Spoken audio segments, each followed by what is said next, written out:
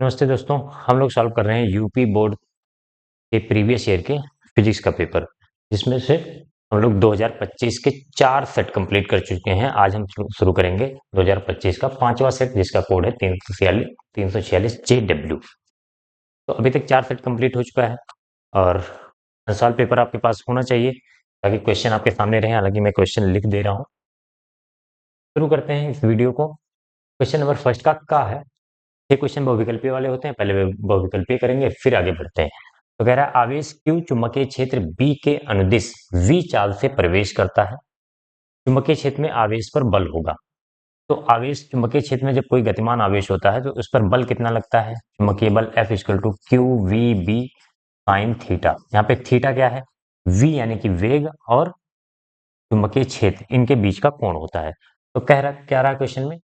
आवेश Q चुंबकीय क्षेत्र B के अनुदिश V चाल से, माने कि अगर B के अनुदिश का मतलब क्या हुआ? अगर चुंबकीय क्षेत्र इस दिशा में है तो वेग भी इसी दिशा में है। B और V सेम दिशा में है, जिसका मतलब ये तो हुआ। तो अगर V और B सेम दिशा में है तो इनके बीच थीटा कोण कितना हो जाएगा? 0 डिग्री।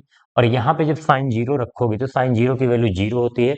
0 से मल्टीप्लाई होगा, गुणा होगा इसमें, तो ओवरऑल पूरा 0 आ जाएगा। तो कौन कितना बल लगेगा? शून्य बल लगेगा जब उसकी दिशा में। ऑप्शन देख सकते हैं आप। अब पहला, दूसरा, चौथा ऑप्शन शून्य दिया है, तो ऑप्शन नंबर 4 सही हो जाएगा इसका। का वाला हो गया खा। दूसरे पार्ट पे आते हैं, क्वेश्चन नंबर 1 का खा। के प्रवैद्युतांक वाले माध्यम में रखे दो आवेशों के बीच लगने वाला स्थिर वैद्युतिक बल F1 है। माध्यम बदल देने पर आवेशों के बीच स्थिर वैद्युतिक बल F2 हो जाता है। माध्यम का प्रवैद्युतांक होगा। तो देखो, आपको सीधा सा याद पता होना चाहिए कि अगर कोई माध्यम नहीं है, मान लो दो आवेश है Q1 Q2 और इनके बीच की दूरी R है, तो इनके बीच अगर कोई आवेश नहीं और कोई माध्यम नहीं रखा हुआ है तो इनके बीच लगने वाला बल क्या होता है? नहीं रखा है मतलब या तो वायु होगा या तो निर्वात हो सकता है। 1/4 pi epsilon not Q1 Q2/R²। यहाँ पे के हम याद रखते हैं, F इक्वल टू के Q1 Q2/R²। तो के की वैल्यू क्या होती है? 1/4 पाई एप्सिलॉन नॉट। इस यहाँ पे इसलिए मैं ये लिख रहा हूँ क्योंकि यहाँ पर प्रवैद्युतांक के दिया गया है। अगर प्रवैद्युतांक के दिया है और इस कांस्टेंट को भी हम के से लिख देंगे तो फिर कंफ्यूजन बढ़ेगा आपका। इसलिए जहां पे प्रवैद्युतांक की बात हो जिस क्वेश्चन में, वहां पे के मत लिखा करो, 1/4 पाई एप्सिलॉन नॉट लिखना ही ठीक होता है। अब अगर माध्यम रख दिया जाए जिसका प्रवैद्युतांक के हो, तो ये जो बल लगता है, बल थोड़ा सा कम हो जाता है। F1 बराबर क्या हो जाता है? जो निर्वात में था उसको हम इसके प्रवैद्युतांक से डिवाइड कर देते हैं। मतलब ऐसे बोले कि 1/k गुना होता है निर्वात वाले बल का। ठीक है, कितना बल हो जाएगा? F/k। अब क्या कह रहा है कि माध्यम बदल देने पर, मान लो माध्यम बदल दिया, माध्यम बदलोगे तो क्या बदलेगा? प्रवैद्युतांक बदल जाएगा। प्रवैद्युतांक मान लो K1 K2 कुछ भी मान लो, K1 मान लो, तो फिर बल कितना लगेगा? बल F2 हो जाता है। तो F2 बराबर हो जाएगा F/K2। जो निर्वात में बल था उसका अपान K2। अब ये हो गया। अब यहां से हमें जो आंसर देना है, आप ऑप्शन देखोगे तो F1 F2 और K के टर्म में ऑप्शन दिए गए हैं। तो यहाँ से F को रिप्लेस करना हो, किसी एक में से F की वैल्यू निकालो। यहाँ से निकाल लिया K इंटू F1। F बराबर क्या हो जाएगा? K into F1। इसमें रख दो, आ जाएगा। ओवरऑल हमें क्या निकालना है? K2 नहीं है ना, K1 हमने माना है। दूसरा माध्यम, जो कि दूसरे माध्यम में जब माध्यम बदल रहा है, माध्यम बदल रहा है इसका मतलब ये नहीं कि आप वायु मान लो या निर्वात मान लो, कोई ना कोई माध्यम होगा और उसका प्रवैद्युतांक हमने K1 माना है। तो F की जगह पर क्या रख देंगे? पहले तो K1 यही ज्ञात करना है। K1 बराबर क्या हो जाएगा?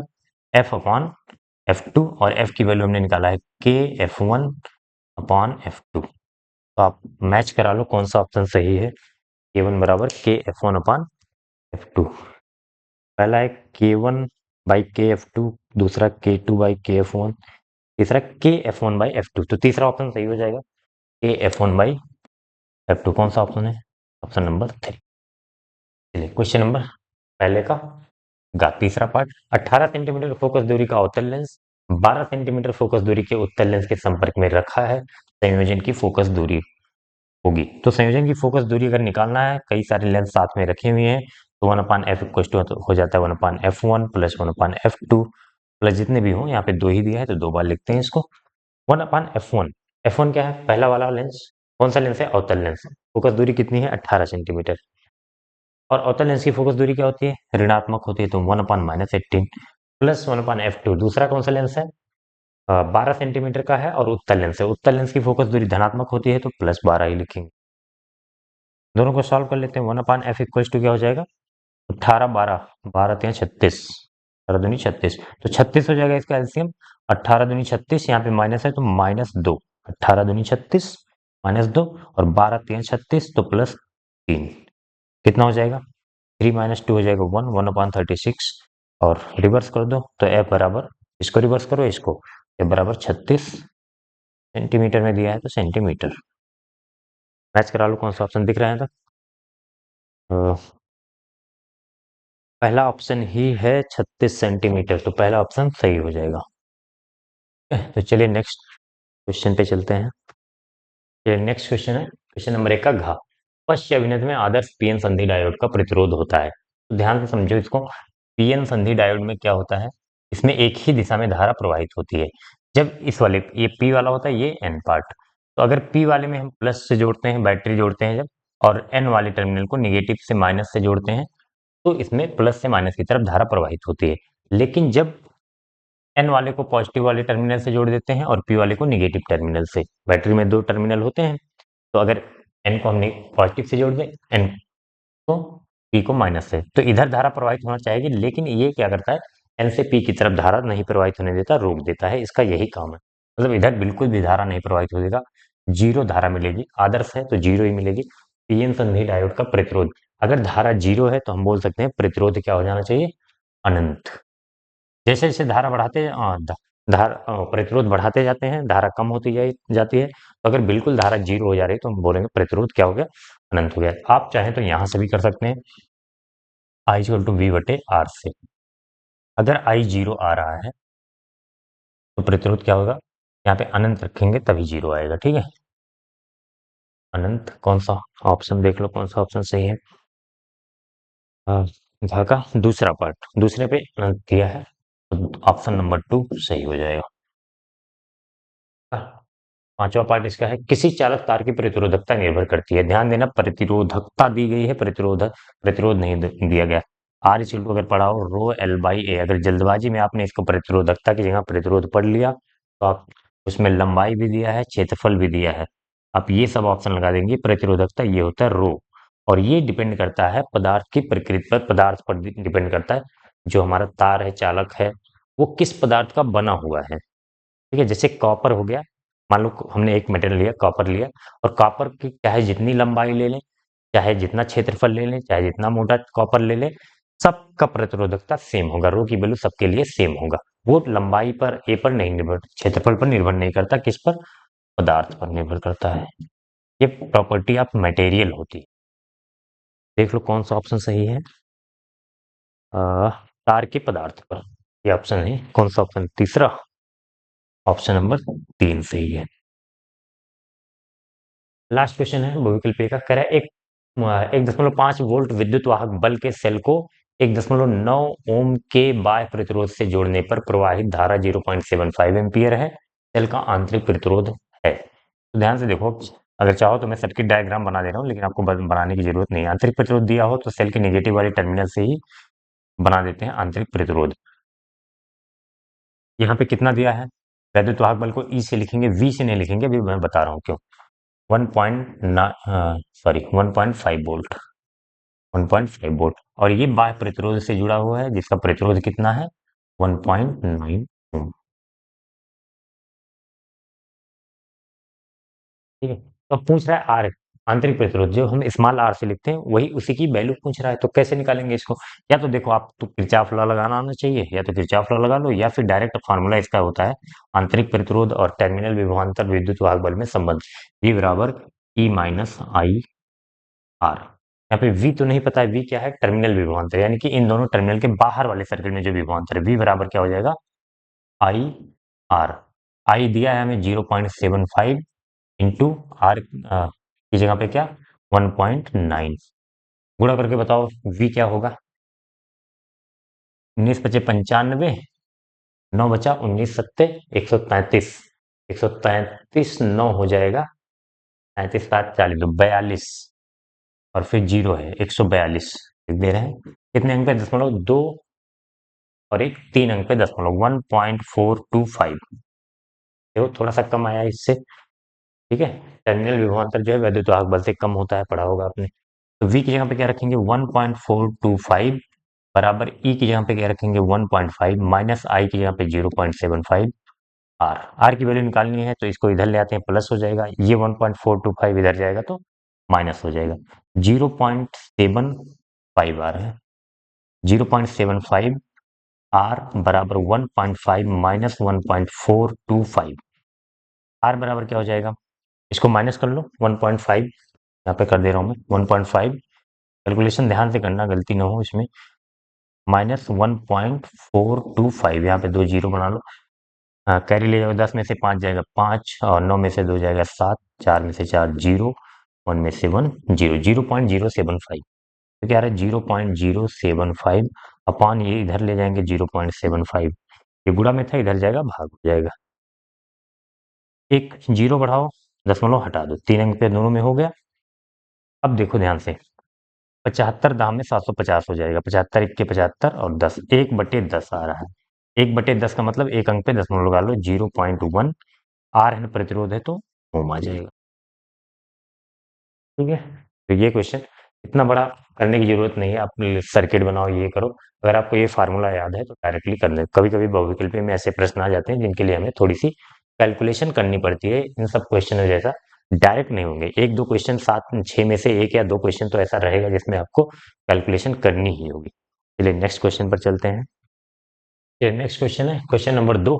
ये इसमें 6 क्वेश्चन मिलेंगे आपको, 6 क्वेश्चन सभी एक एक नंबर के। तो कह रहा है पहला क्वेश्चन है 2 का प्रकाश वैद्युत प्रभाव के लिए आइंस्टीन का समीकरण लिखिए। तो प्रकाश वैद्युत प्रभाव में आइंस्टीन का समीकरण क्या होता था? गतिज ऊर्जा मैक्सिमम वैल्यू बताया था इन्होंने, ई माइनस पाई।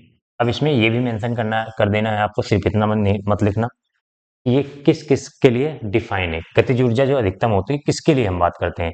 जो धातु की सतह से इलेक्ट्रॉन उत्सर्जित होता है, ये उत्सर्जित इलेक्ट्रॉनों की गतिज ऊर्जा होती है। उत्सर्जित इलेक्ट्रॉनों की। ई क्या है? ऊर्जा। किसकी ऊर्जा होती है? जो आपतित प्रकाश होता है उसके फोटान की। तो फोटान की ऊर्जा हो जाती है ई, फोटान की ऊर्जा। आप चाहें तो यहाँ पे equal to s c by lambda या फिर एच एफ। अगर तरंगदैर्घ्य लैम्डा दिया है तो एस सी बाई लैम्डा, आवृत्ति दी गई है तो एच एफ लिख सकते हैं। फाई क्या होता है? कार्यफलन। ये किसके लिए डिफाइन होता है? हम्म, धातु के। सभी धातुओं का अलग अलग होता है। धातु के लिए क्या होता है? वह न्यूनतम ऊर्जा, वह न्यूनतम ऊर्जा की मात्रा जिससे जो है इलेक्ट्रॉन का उत्सर्जन इसी सतह से हो सके, उस ऊर्जा को हम क्या बोलते हैं? न्यूनतम ऊर्जा को कार्यफलन बोलते हैं अर्थात। तो ये हो गया क्वेश्चन। दूसरा चलते हैं, दूसरे का खा। द्रव्य तरंगों के तरंग दैर्घ्य के लिए दे ब्रॉगली सूत्र लिखिए। देखो दोनों में सूत्र कितना आसान आसान क्वेश्चन दे दिया, सूत्र याद होने ही चाहिए। तो दी ब्रॉगली ने क्या बताया था कि अगर कोई द्रव्यमान या द्रव्य गति कर रहा है तो उसके साथ एक अ, तरंग जुड़ी हुई होती है, तरंग संबद्ध होती है, जिसकी तरंग दैर्घ्य उन्होंने बताया लैम्डा बराबर एच बाई टी। आप चाहें तो एच की वैल्यू लिख सकते हैं, यहाँ पे 6.62 करके होता है, इंटू 10⁻⁻34 जूल सेकेंड। और पी क्या होता है? पी, क्योंकि ये द्रव्य के लिए है, यानी कि द्रव्यमान के लिए, और वो जब गति करता है तभी तरंग दैर्घ्य होती, तरंग जुड़ती है। तो अगर कोई एम द्रव्यमान है और वो वी वेग से गति कर रहा है तो उसका संवेग होता है पी बराबर एम बी। तो पी क्या है? संवेग है यहाँ पे। ठीक। नेक्स्ट क्वेश्चन पे चलते हैं। एक समतल वैद्युत चुंबकीय तरंग के वैद्युत क्षेत्र का समीकरण। वैद्युत क्षेत्र के समीकरण दिया गया है 60 sin 500 x plus 1.5 into 10⁻11t। तो देखो समीकरण क्या होता है दोनों का, मैं एक बार लिख दे रहा हूँ। वैद्युत क्षेत्र जेड डायरेक्शन में है, कितना? 60। या फिर एक जो स्टैंडर्ड समीकरण होता है वो दोनों में लिख दे रहा हूँ। यहाँ पे रहता है ई नॉट, यानी कि अधिकतम वैल्यू, साइन के एक्स, साइन के एक्स प्लस ओमेगा टी। ये होता है वैद्युत क्षेत्र का। और जो चुंबकीय क्षेत्र का होता है, तो अगर ये जेड में है तो ये हो जाएगा वाई में, बी वाई बराबर बी नॉट साइन के एक्स प्लस ओमेगा टी। इस वैल्यू को बोलते हैं हम फेज, ये इतने को कला। और हमें पता है कि किसी भी विद्युतीय चुंबकीय तरंग में वैद्युत क्षेत्र और चुंबकीय क्षेत्र समान कला में होते हैं। समान कला में मतलब ये जो वैल्यू यहाँ पे है के x plus omega T, same यहाँ पे होगा के एक्स प्लस ओमेगा टी। तो ये वाली वैल्यू तो चेंज नहीं होने वाली है। चुंबकीय क्षेत्र की अधिकतम वैल्यू वी नॉट, यहाँ पे देखो ई नॉट है ये, और वी नॉट हम निकाल लें तो फिर यहाँ पे रख देंगे, बाकी सारी चीजें तो यही रहेंगी। तो क्या करेंगे, फार्मूला पता होना चाहिए, ई नॉट अपॉन बी नॉट कुछ तो होता है सी। तो बी नॉट बराबर क्या हो जाएगा, बी नॉट इधर आ जाएगा, और ई नॉट अपॉन सी। यहाँ पर ई नॉट की वैल्यू कितनी दी गई है, 60 है। ई नॉट बराबर क्या दिया गया है, 60 वोल्ट पर मीटर हो जाएगा, वैद्युत क्षेत्र है ना। तो ये यहाँ पे जो वैल्यू लिखी जाती है, यहाँ से तुलना करेंगे तो ई नॉट की वैल्यू आ जाएगी 60।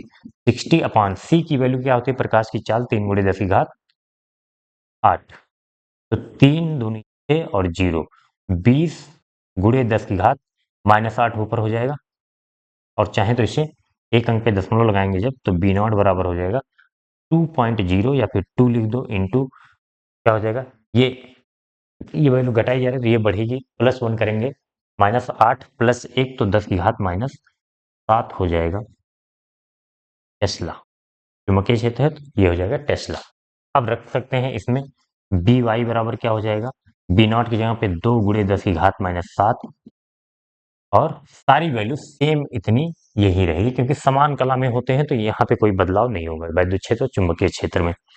बी वाई बराबर 2 गुणे 10 की घात -7 साइन 500x प्लस 1.5 इंटू 10⁻11 की टेस्ला लिख देंगे। ये हो जाएगा तुम्हारा जो समीकरण लिखना है। कैसे आया है आप देख लो, ठीक है। तो खत्म होता है, चलिए नेक्स्ट क्वेश्चन पे चलते हैं। चलिए नेक्स्ट क्वेश्चन है, क्वेश्चन नंबर 2 का घ, कह रहा प्रत्यावर्ती परिपथ में वोल्ट मीटर का पाठ्यांक 220 वोल्ट है, विभव का शिखर मान ज्ञात कीजिए। तो ध्यान देना, कभी भी जो हमारे घरों में जो वैद्युत धारा प्रत्यावर्ती धारा आती है, उसमें जो हम वैल्यू नापते हैं, वोल्ट मीटर से वोल्टेज नापते हैं, या करंट अमीटर से करंट वैद्युत धारा नापते हैं, तो जो वैल्यू वोल्ट मीटर या अमीटर में बताता है वो होता है आरएमएस वैल्यू। ठीक है, लिखा नहीं होगा कहीं पे आरएमएस वैल्यू, वर्गमाध्य मूल्य मान, लेकिन वो कौन सी नापता है, आरएमएस वैल्यू। तो आरएमएस वाला फार्मूला आपको पता होना चाहिए, V R M S equal to क्या हो जाता है, V nought by √2। V nought क्या है, शिखर वैल्यू जो कि हमसे पूछ रहा है, तो वी नॉट बराबर क्या हो जाएगा, √2 R M S, V R M S. और यही दिया है, वोल्ट मीटर में जो नापता है वो आर एम एस वैल्यू ही नापता है। तो वी नॉट बराबर क्या हो जाएगा, √2 इंटू 220। √2 की वैल्यू 1.414 रख के आप गुणा करेंगे तो लगभग 310 है, 311। ये इसको याद भी रखना होता है आपको, इसलिए मैं डायरेक्ट लिख रहा हूँ 311 वोल्ट, ये हो जाए, ठीक है। दो का अंगा पांचवा पाठ है, क्या दो समविभव पृष्ठ परस्पर प्रतिच्छेद करते हैं, कारण सहित कर दीजिए। दो समविभव पृष्ठ परस्पर प्रतिच्छेद, समविभव पृष्ठ का मतलब क्या होता है कि ऐसे दो पृष्ठ, ऐसे पृष्ठ, एक ऐसा पृष्ठ, ऐसे उन सभी बिंदुओं का बिंदुपथ जिस पर विभव समान हो। तो अगर दो समविभव पृष्ठ हैं, मान लीजिए एक ऐसा पृष्ठ है यहाँ पे, इसका कुछ विभव होगा V1 बोल, और दूसरा समविभव पृष्ठ है, इसका कुछ विभव है V2। तो अगर यहाँ पे जहाँ पे काट रहे हैं, मान लीजिए हमने बोल दिया कि दिमाग लगाया कि सोचा कि यहाँ पे प्रच्छेद कर रहे हैं, तो इसके हिसाब से होना चाहिए V1 यहाँ का विभव इस बिंदु का, जिस बिंदु पर प्रच्छेद करते हैं, और इस वाले पृष्ठ के हिसाब से होना चाहिए V2। तो एक ही बिंदु का दो विभव यहाँ पे आ रहा है, जो कि सेम कभी नहीं हो सकता है। एक ही बिंदु का दो विभव नहीं हो सकता है, इसलिए क्या होंगे, कभी नहीं प्रच्छेद कर सकते, प्रच्छेद नहीं कर सकते, नहीं करते, सीधा लिखो। देखो अब लिखना कैसे है, आपको सीधा सीधा कैसे लिखना है और उसका कारण क्या बताना है, तो मैं बोल दे रहा हूं, आप उसको लिख लो कि दो समविभव पृष्ठ एक दूसरे को कभी प्रच्छेद नहीं करते, क्योंकि यदि दो समविभव पृष्ठ एक दूसरे को प्रच्छेद करेंगे तो प्रतिच्छेद बिंदु पर, जहां पर प्रच्छेद करते हैं उस बिंदु पर दो विभव प्राप्त होगा, जो कि संभव नहीं है। बस इतना ही लिखना है आपको, ठीक है। तो नेक्स्ट क्वेश्चन, क्वेश्चन नंबर 2 का चार लास्ट पार्ट है, नाभिकीय रिएक्टर के सिद्धांत पर कार्य करते हैं। तो बहुत आसान सा क्वेश्चन है, नाभिकीय संलयन पर, सॉरी नाभिकीय विखंडन, नाभिकीय विखंडन, नाभिकीय विखंडन अवक्रिया होती है ना, जब परमाणु बम कार्य करता है इस सिद्धांत पर, वही परमाणु बम ही समझ लो है ये। नाभिकीय रिएक्टर एक तरह का परमाणु बम ही है, बस उसको कंट्रोल वे में कराया जाता है। यूरेनियम 236 यूरेनियम का ही नाभिकीय विखंडन कराया जाता है परमाणु बम में भी, नाभिकीय रिएक्टर में भी यूरेनियम का नाप के विखंडन कराया जाता है। तो चलिए नेक्स्ट क्वेश्चन पर चलते हैं। चलिए नेक्स्ट क्वेश्चन है क्वेश्चन नंबर 3 का क। किसी चालक, चाल नहीं चालक, चालक की वैद्युत धारिता से क्या अभिप्राय है? चालक की वैद्युत धारिता का क्या हो रहा है? मात्रक प्राप्त कीजिए। तो धारिता क्या होती है? धारिता किसी भी चालक की आवेश धारण करने की, आवेश संचित करने की क्षमता को हम क्या कहते हैं? वैद्युत धारिता कहते हैं। उस चालक की, कोई भी चालक पदार्थ है, मान लीजिए गोलीय चालक मान लिया जाए, तो उस पर कितना आवेश वो धारण कर सकता है। ऐसा नहीं कि जितना तुम दे दोगे पूरा आ जाएगा, क्योंकि विभव यहाँ पे प्रतिकर्षण वगैरह बढ़ता रहता है। संधारित्र वाले चैप्टर में डिटेल में पढ़ा होगा इस चीज को। तो अभी मैं सिर्फ धारिता की परिभाषा दे रहा हूँ यहाँ पे कि किसी चालक की आवेश धारण करने की या फिर वैद्युत ऊर्जा स्टोर करने की, संचित करने की क्षमता को हम क्या कहते हैं? उस चालक की वैद्युत धारिता कहते हैं। चालक की वैद्युत धारिता का फार्मूला लिखना है। पहले तो ये एक लाइन के डेफिनेशन लिख देंगे। डेफिनेशन के बाद सी, धारिता को सी से रिप्रेजेंट करते हैं, बराबर होता है क्यू बटे वी। क्यू क्या है? यहाँ का आवेश है और इसका विभव है। वी इसका विभव है। तो अगर एक मात्रक यहाँ से ध्यान से देखो, मात्रक क्या हो सकता है?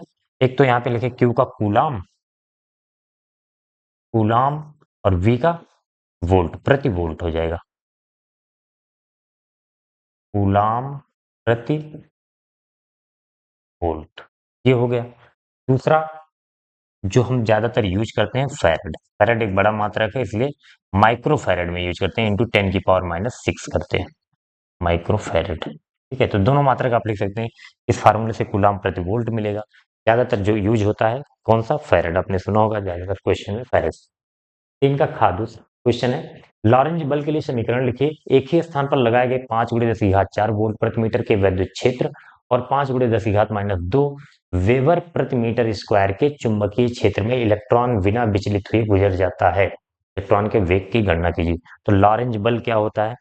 देखो, अगर कहीं पर वैद्युत क्षेत्र और चुंबकीय क्षेत्र दोनों उपलब्ध हैं और उसमें से कोई इलेक्ट्रॉन हम गति कराएं, तो जब इलेक्ट्रॉन वैद्युत क्षेत्र में प्रवेश करेगा, वैद्युत क्षेत्र में है, तो क्या उस पर वैद्युत बल लगेगा? इलेक्ट्रॉन है तो वैद्युत क्षेत्र के विपरीत दिशा में लगेगा।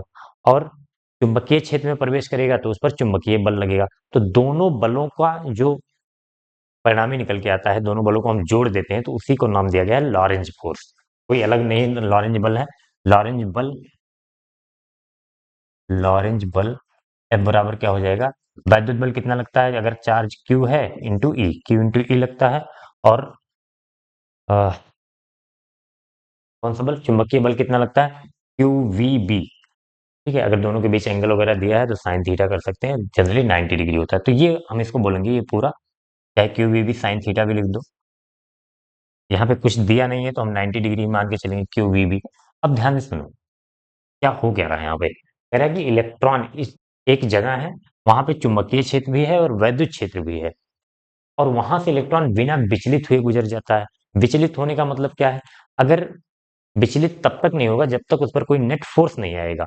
दो बल लग रहे हैं, वैद्युत क्षेत्र है, वैद्युत बल लगेगा, चुंबकीय क्षेत्र है, चुंबकीय बल लगेगा, लेकिन फिर भी नहीं विचलित हो रहा है। तो क्या मतलब है इसका? कि दोनों बल एक दूसरे के जस्ट विपरीत दिशा में और बराबर लग रहे हैं। जैसे अगर मान लो ये इलेक्ट्रॉन है, ठीक है, ऊपर वैद्युत बल लग रहा है, ऐसा मान लिया मैंने, और नीचे चुंबकीय बल लग रहा है, क्यू वी वी। अगर ये दोनों बराबर हो जाए तो इस पर कोई फर्क पड़ेगा? अगर देखो, जो ज्यादा रहेगा उसकी तरफ इलेक्ट्रॉन मुड़ जाएगा, और तो उसी को बोलेंगे हम विचलित हो गया। और अगर दोनों बराबर हो जाएं तो बिल्कुल सीधे चला जाएगा, कोई विचलन नहीं होगा। तो यही कंडीशन दिया है, इलेक्ट्रॉन बिना विचलित हुए गुजर जाता है। इसका मतलब क्या है? क्यू ई बराबर है क्यू वी बी। इलेक्ट्रॉन के वेग की गणना कीजिए। ये वेग है, तो वी बराबर क्या हो जाएगा? वी बराबर क्या हो जाएगा? Q E upon q B, q E upon q B. अब यहाँ पे क्यू से क्यू कट जाएगा, ई बटे बी। ई कितना दिया है? अब 5×10⁴, 5×10⁴ वोल्ट। और बी कितना दिया है? 5×10⁻², वेबर पर मीटर। इसको 5 से 5 कट जाएगा, 10⁻² जाएगा ऊपर, तो 10⁶ हो जाएगा। चाहे एक गुणे करके लिखो या फिर 10⁶, चाल है तो किसमें? मीटर प्रति सेकंड में। ये तुम्हारा आंसर हो जाएगा। ठीक है, तो नेक्स्ट क्वेश्चन पे चलते हैं। नेक्स्ट क्वेश्चन है, क्वेश्चन नंबर 3 का ग कह रहा है नाभिक की बंधन ऊर्जा का अर्थ समझाइए। नाभिक की बंधन ऊर्जा प्रति न्यूक्लियॉन की द्रव्यमान संख्या पर निर्भरता लिखिए। ध्यान से देखो, है तो 2 ही नंबर का क्वेश्चन, लेकिन इसको करने के लिए आपको काफी चीजें समझनी होंगी। नाभिक की बंधन ऊर्जा क्या होती है? जैसे मान लो कोई नाभिक है तो उसमें क्या क्या होते हैं? प्रोटॉन होते हैं और न्यूट्रॉन होते हैं, प्रोटॉन प्लस न्यूट्रॉन। तो प्रोटॉन और न्यूट्रॉन को नाभिक से अलग करने के लिए हमें कुछ ऊर्जा देनी पड़ेगी, जिसे हम क्या बोलते हैं? नाभिक की बंधन ऊर्जा। तो कैसे लिखेंगे इसको? वह न्यूनतम ऊर्जा की मात्रा जिसे हमें देने पर प्रोटॉन तथा न्यूट्रॉन, किसी नाभिक के प्रोटॉन तथा न्यूट्रॉन अलग हो जाते हैं, उसे हम बंधन ऊर्जा कहते हैं। या फिर इस तरीके से भी लिख सकते हैं, किसी नाभिक के प्रोटॉन और न्यूट्रॉन दोनों को मिलाकर क्या बोलते हैं? न्यूक्लियन। तो किसी नाभिक के न्यूक्लियनों को अलग करने के लिए जो न्यूनतम ऊर्जा की आवश्यक मात्रा होती है, उसी को हम नाभिक की बंधन ऊर्जा कहते हैं। तो ये बात हो गई बंधन ऊर्जा की। अब बंधन ऊर्जा प्रति न्यूक्लियन क्या है? ध्यान से देखो। अच्छा, ये बताओ, यहाँ से एक चीज हम समझ सकते हैं, जितनी ज्यादा ऊर्जा देनी पड़ेगी अलग करने के लिए, हम बोल सकते हैं वो नाभिक उतना ज्यादा स्टेबल है, उतना ज्यादा अस्थायी है। जितनी ज्यादा ऊर्जा इसको तोड़ने के लिए देनी पड़ेगी। तो अगर दो नाभिक है, एक को कम ऊर्जा में अलग अलग हो जा रहे हैं और एक को अधिक ऊर्जा देनी पड़ रही है तोड़ने के लिए, प्रोटॉन न्यूट्रॉन को अलग करने के लिए, तो हम बोल सकते हैं जिसकी बंधन ऊर्जा ज्यादा है वो ज्यादा अस्थायी है। ठीक है, तो इतना बात समझ सकते हैं, जिसकी बंधन ऊर्जा ज्यादा होगी वो ज्यादा अस्थायी होगा। लेकिन जो दुनिया का सबसे अस्थायी अ, तत्व है वो है आयरन। इसको तोड़ने के लिए, इसके नाभिक को तोड़ने के लिए सबसे ज्यादा ऊर्जा की जरूरत होती है। और ये वैल्यू तो मुझे एग्जैक्टली नहीं याद है, लेकिन यहाँ पे, और जैसे जैसे क्या होता है, द्रव्यमान संख्या बढ़ता जाता है ना, बंधन ऊर्जा तो बढ़ती जाती है। ध्यान से सुनना। जैसे सबसे कम हाइड्रोजन की, फिर हीलियम, लिथियम, बेरिलियम, बोरॉन, ऐसे ऐसे करते करते आयरन के बाद भी बंधन ऊर्जा बढ़ती जाती है। तो हम कैसे कह रहे हैं कि आयरन सबसे ज्यादा अस्थायी तत्व होगा? जिस जिस तत्व का सबसे ज्यादा बंधन ऊर्जा होगा, वही जो है सबसे अस्थायी तत्व होगा। तो इस हिसाब से देखें, तो जैसे जैसे द्रव्यमान संख्या बढ़ता जाता है, बंधन ऊर्जा बढ़ती जाती है। तो जो पीरियोडिक टेबल का जो सबसे लास्ट एलिमेंट होगा, 118 परमाणु क्रमांक वाला, वो सबसे ज्यादा अस्थायी होना चाहिए। लेकिन ऐसा नहीं है, आयरन सबसे ज्यादा अस्थायी है। क्यों है? क्योंकि हम अस्थायित्व के लिए बंधन ऊर्जा नहीं, बंधन ऊर्जा प्रति न्यूक्लियन देखते हैं। बंधन ऊर्जा प्रति न्यूक्लियन ये देखा जाता है। जिसकी बंधन ऊर्जा प्रति न्यूक्लियन ज्यादा होगी, वो सबसे अधिक अस्थायी होगा। बात समझ में आ गई? तो कैसे करेंगे बंधन ऊर्जा प्रति न्यूक्लियन? जैसे मान लो, जो अगर एक तत्व है, कोई एक्स है, उसकी बंधन ऊर्जा कितनी है? 900 मेगा इलेक्ट्रॉन वोल्ट है, ऐसे मान लिया। अब इसमें कितने न्यूक्लियन है? मान लो टोटल न्यूट्रॉन प्लस प्रोटॉन 40, या फिर 30 मान लो। तो क्या प्रति न्यूक्लियन कैसे निकालें? देखो, 30 न्यूक्लियन की, प्रोटॉन प्लस न्यूट्रॉनों की संख्या 30 है, तो 30 न्यूक्लियन की बंधन ऊर्जा कितनी है?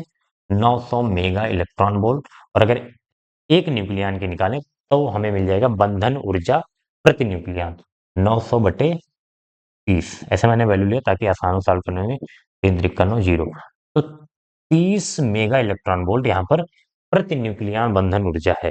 तो प्रति न्यूक्लियन बंधन ऊर्जा जो है, डिसाइड करता है कौन तत्व जो होगा जो सबसे स्टेबल होगा। तो जिस तत्व की प्रति न्यूक्लियन बंधन ऊर्जा सबसे अधिक होगी, वो सबसे अस्थायी होगा। तो ये जो क्वेश्चन दिया है आपको कि बंधन ऊर्जा की प्रति न्यूक्लियन, बंधन ऊर्जा प्रति न्यूक्लियन की द्रव्यमान संख्या पर निर्भरता लिखिए। तो निर्भरता हम कैसे बताएंगे, कैसे निर्भर करता है? तो अ, जो सबसे स्टेबल है, कौन सा? आयरन। इसका जो द्रव्यमान संख्या होता है कितना? 26 ना 52 54 56 56 होता है द्रव्यमान संख्या। इसका द्रव्यमान संख्या 56 होता है और परमाणु क्रमांक 20 होता है। तो ध्यान से देखो, जो छोटे तत्व होते हैं, यानी कि हाइड्रोजन से लेकर, एक से लेकर जो 56 तक द्रव्यमान संख्या वाले, एक से 56 तक, या फिर द्रव्यमान संख्या जो है एक से 56 तक, कहां तक? एक से 56 तक हम जाएंगे, तो बंधन न्यूक्लियन बढ़ती जाती है।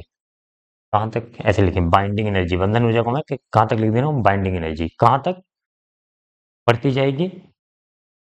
56 तक, एक से 56 तक। ठीक है, फिर जो 56 के बाद वाले तत्व है ना, उनकी जो है घटती जाती है बंधन ऊर्जा प्रति न्यूक्लियन। इसका मतलब क्या, बाइंडिंग एनर्जी क्या है, कम है, कितने की, 56 से ज्यादा वाले द्रव्यमान संख्या की। और 1 से 56 तक के 1 से 56 की तरफ जाने पर, 56 क्या है, क्योंकि आयरन है, आयरन सबसे ज्यादा स्टेबल है, सबसे ज्यादा बंधन ऊर्जा प्रति न्यूक्लियन आयरन की होती है। उसके नीचे वालों की भी कम होती है, उसके आगे वालों की भी कम होती है। तो इसी को अगर लिखना है हमें, तो कैसे हम लिखेंगे, बंधन ऊर्जा प्रति न्यूक्लियन 1 से 56 द्रव्यमान संख्या तक बढ़ती जाती है, तथा 56 के बाद के तत्वों की जो जो भी तत्व हैं द्रव्यमान संख्या में, वहां के बंधन ऊर्जा प्रति न्यूक्लियन घटती जाती है। यही निर्भरता है, 1 से 56 तक बढ़ेगी बंधन ऊर्जा, प्रति न्यूक्लियन की बात हो रही है। बंधन ऊर्जा बोलेंगे तो लगातार बढ़ती जाती है, जितना बड़ा तत्व होगा, जितना बड़ा परमाणु क्रमांक या जितना ज्यादा द्रव्यमान संख्या होगी, उतना ज्यादा बंधन ऊर्जा होगी। लेकिन बंधन ऊर्जा प्रति न्यूक्लियन में खेल सारा अलग हो जाता है। आयरन का सबसे ज्यादा होता है, उसके नीचे वालों का भी कम होता है, उसके ऊपर वालों का कम होता है। ठीक है, तो उम्मीद करता हूँ ये बात समझ में आ गई। आप अगर लिखना चाहें तो कंक्लूजन लास्ट में यही लिख सकते हैं कि 1 से 56 तक बंधन ऊर्जा प्रति न्यूक्लियन बढ़ती जाती है, तथा 56 के बाद के तत्वों या फिर 56 के बाद के द्रव्यमान संख्या की बंधन ऊर्जा प्रति न्यूक्लियन कम होती जाती है, घटती जाती है। सबसे अस्थायी तत्व आयरन। तो दूसरा पार्ट है घ वाला, ध्रुवित और अध्रुवित प्रकाश का चित्रीय निरूपण दीजिए। किसी पारदर्शी माध्यम के लिए ध्रुवण कोण 60 डिग्री है, अपवर्तन कोण एवं माध्यम के अपवर्तनांक का मान ज्ञात कीजिए। तो सबसे पहले ध्रुवित और अध्रुवित प्रकाश, कई बार ये क्वेश्चन में आ चुका है, बनाया भी है। तो ध्रुवित प्रकाश क्या होता है, पहले अध्रुवित प्रकाश बनाते हैं हम। ध्रुवित प्रकाश क्या होता है, जिसमें वैद्युत क्षेत्र जो है सभी दिशाओं में समान रूप से कंपन कर रहा होता है। वैद्युत क्षेत्र अपने तल में, जैसे मान लो इधर प्रकाश जा रहा है, तो ये वाला तल जो हो गया वैद्युत क्षेत्र का, इसमें क्या है, सभी दिशाओं में वैद्युत क्षेत्र समान रूप से कंपन कर रहा है। कौन कर रहा है, वैद्युत क्षेत्र कर रहा है। बात समझ में आ गई। तो इसे हम क्या बोलेंगे, अध्रुवित प्रकाश। अब कुछ ऐसा जुगाड़ लगाते हैं, जुगाड़ का मतलब हम एक दरअसल इसके आगे पोलराइड लगाते हैं। यह होगा 2-3 बार इस तरह का क्वेश्चन आ चुका है, अगर आप शुरू से देखते आ रहे हैं सेट वन से, तो पोलराइड लगा देते हैं, तो वैद्युत क्षेत्र का जो है एक ही दिशा में कंपन बचता है। वैद्युत क्षेत्र सिर्फ एक ही दिशा में कंपन करता है, ऐसे। तो इसको हम बोलते हैं ध्रुवित हो गया प्रकाश। कैसा हो गया, ध्रुवित हो गया। ये हो जाएगा ध्रुवित प्रकाश। मार्कर चेंज करना। हाँ। तो ध्रुवित प्रकाश और अध्रुवित प्रकाश हमने चित्र का जो बनाना था बना दिया। अब आगे देखो क्या ये कह रहा है क्वेश्चन। किसी पारदर्शी माध्यम के लिए ध्रुवण कोण 60 डिग्री है, अपवर्तन कोण एवं माध्यम के अपवर्तनांक का मान ज्ञात कीजिए। तो आपने, एक होता है ब्रिस्टल लॉ या फिर ध्रुवण परावर्तन के द्वारा ध्रुवण। तो इसको थोड़ा सा कॉन्सेप्ट में पूरा डिटेल में अगर समझाऊं, तो इसको रफ कर दें, इसको बना लो, ध्रुवित और अध्रुवित के आगे वाला पार्ट करते हैं। तो क्या होता है कि अगर मान लो यहाँ पे एक कोई पारदर्शी माध्यम है और प्रकाश की किरण ऐसे आ रही है, ठीक है, और यहाँ का मान लो हवा है, एयर है, और यहाँ का अपवर्तनांक है म्यू। तो यहाँ पे अभिलंब बनाएंगे, अपवर्तन होगा क्योंकि पारदर्शी माध्यम दिया है। और ध्रुवण कोण क्या होता है, मैं समझा रहा हूँ अभी। तो क्या होगा, अगर म्यू ज्यादा है, म्यू ज्यादा ही है क्योंकि वो लिया है, तो क्या होगा, विरल से सघन में जाएगा, तो अभिलंब की तरफ ही मुड़ जाएगा। ये इस कोण को हम बोलते हैं आपतन कोण, इस कोण को बोलते हैं अपवर्तन कोण। अब यहाँ से ध्यान दीजिएगा, क्या होता है, कहीं भी अपवर्तन अगर हो रहा है तो 100% अपवर्तन नहीं होता है।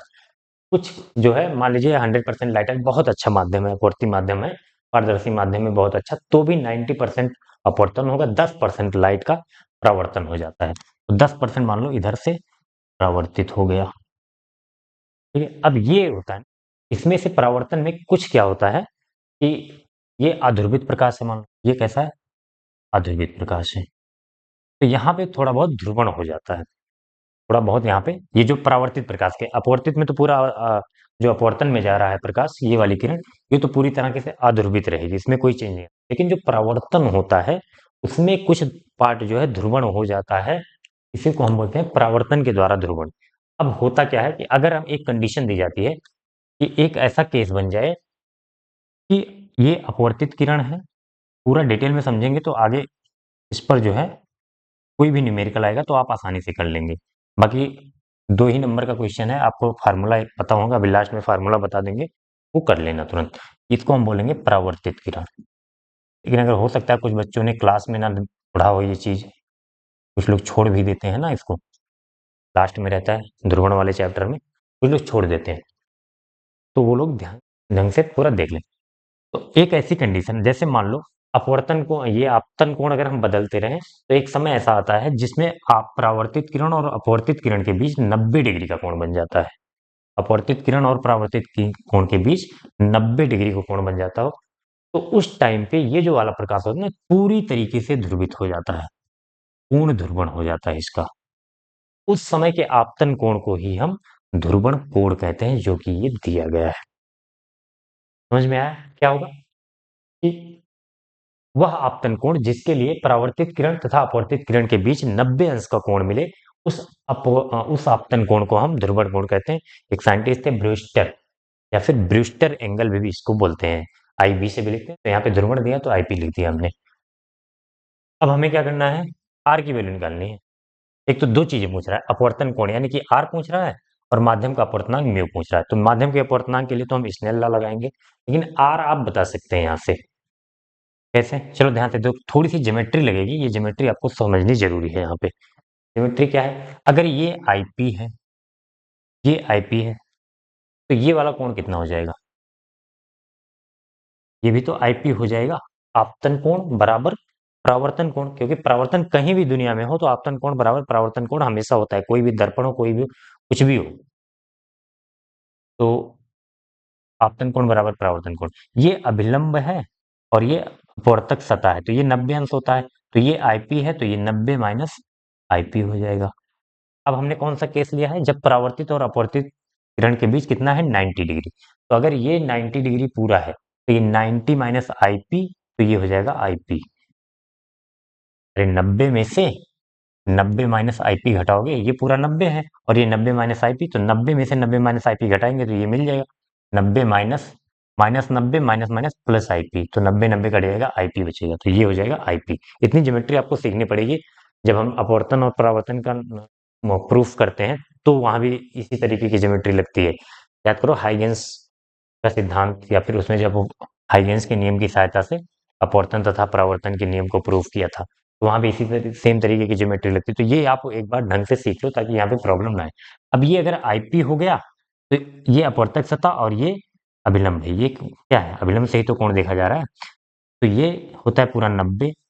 तो अगर ये आईपी है तो ये आर जो है ये हो जाएगा 90 माइनस आईपी। आप यहीं पे बता सकते हो अपवर्तन कोण आर बराबर 90 माइनस आईपी। आईपी दिया है आपको ध्रुवण कोण 60 डिग्री, 90 माइनस 60 हो जाएगा बराबर 30। अब अपवर्तनांक के लिए हमें चाहिए स्नेल लॉ लगाना। अभी देखो इतना बड़ा करने की जरूरत नहीं है, आपको डायरेक्ट अगर फार्मूला याद होगा ना, जिसके लिए फार्मूला नहीं याद है वो तो मैं समझ लो एक तरीके से ये टॉपिक यहाँ पे मैंने पूरा पढ़ा दिया कंप्लीटली। तो यहाँ पे क्या करेंगे, जिसका अपवर्तनांक उसका एंगल 1 साइन आईपी बराबर इसका अपवर्तनांक म्यू साइन आर। तो साइन आईपी की जगह पे 60 रखेंगे बराबर, या फिर अभी ऐसे नहीं, फार्मूला बना लेते हैं फिर वैल्यू रखेंगे, ठीक। साइन आईपी बराबर म्यू साइन आर की जगह पे क्या रखें, तो यहाँ पे वैल्यू पता है, वैल्यू नहीं लिखना है आपको, आर की जगह पे 90 माइनस आईपी रखना है ताकि हमें फार्मूला याद कर लें। तो म्यू बराबर क्या हो जाएगा, साइन आईपी, और साइन 90 माइनस आईपी इधर आएगा, तो sine IP upon sine 90 minus IP. Sine 90 minus ये होता है कॉस थीटा, तो ये हो जाएगा कॉस आईपी, कॉस आईपी, तो ये बराबर sine theta upon cos theta, ये हो जाएगा टेन आईपी, टेन पी। तो म्यू बराबर क्या हो गया, टेन आईपी, टेन आईपी, ये फार्मूला बन गया आपको। अब यहाँ से अगर आईपी म्यू दे के आईपी पूछे तो आईपी बराबर टेन इनवर्स, यहाँ पे लिख दूं मैं, आईपी बराबर टेन इनवर्स म्यू। तो अगर म्यू देके यानी कि इसका अपवर्तनांक देके ध्रुवण कोण पूछे तो टेन इनवर्स म्यू कर देंगे, और अगर ध्रुवण कोण देके म्यू पूछे तो म्यू बराबर टेन आईपी कर देंगे। ध्रुवण कोण यहाँ पे दिया है और अपवर्तनांक पूछ रहा है तो म्यू बराबर क्या कर देंगे हम, टेन आई पी की वैल्यू 1060 दिया है, तो 1060 की वैल्यू कितनी होती है, याद होना चाहिए √3, और चाहो तो 1.73 कर सकते हो, या फिर √3 ही आंसर है, दिख रहा है ना यहाँ तक। तो क्वेश्चन नंबर 3 यहाँ पे खत्म होता है। चलिए नेक्स्ट क्वेश्चन की तरफ चलते हैं। नेक्स्ट क्वेश्चन है क्वेश्चन नंबर 4 का दिए गए वैद्युत चुंबकीय तरंगों में सबसे लंबे तरंगदैर्घ्य और उच्चतम आवृत्ति वाले तरंगों का नाम लिखिए।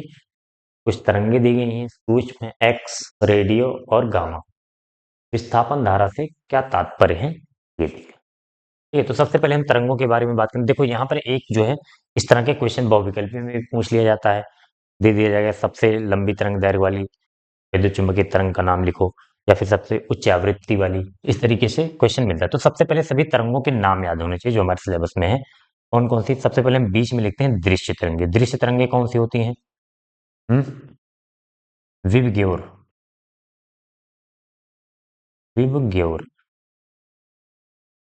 ठीक है, ये दृश्य तरंगे होती हैं। दृश्य तरंगों के ऊपर आता है, देखो यहाँ पे वैगनी होता है ऊपर ना, तो वैगनी के ऊपर परावैगनी, परावैगनी, और उसके ऊपर आता है एक्स किरण, एक्स किरण, और इसके ऊपर आता है गामा किरण, गामा किरण, ठीक। इसके नीचे आता है, सबसे नीचे देखो कौन है, लाल है, यानी कि रक्त। तो नीचे आता है अवरक्त, अवरक्त किरण, और उसके नीचे आ जाएगा माइक्रोवेव, माइक्रो तरंग, माइक्रो तरंग, और उसके नीचे सबसे लास्ट में रेडियो तरंग, रेडियो तरंग। अब ये हम कैसे याद करेंगे किसकी तरंग दैर्घ्य सबसे अधिक है और किसकी आवृत्ति सबसे अधिक है। तो सबसे पहले में ऊपर की तरफ जाते हैं तो आवृत्ति बढ़ती जाती है, ये आवृत्ति का सीक्वेंस है, और नीचे आते हैं तो तरंगदैर्घ्य बढ़ता है। अब ये कैसे बढ़ता है कैसे घटता है, ये याद रखने के लिए आपको मैं एक ट्रिक बता रहा हूँ। पहली बात तो ये लिखना आना चाहिए, 7 है।